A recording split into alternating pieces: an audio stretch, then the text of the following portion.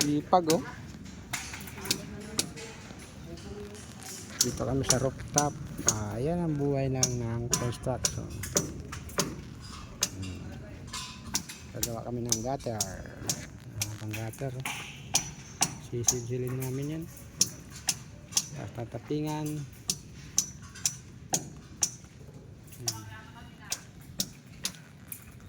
Dito kami sa rooftop.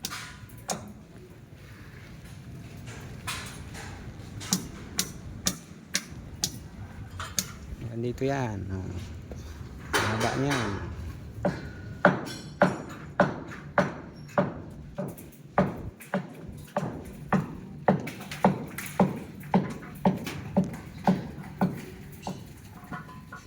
Okay, ganito lang po.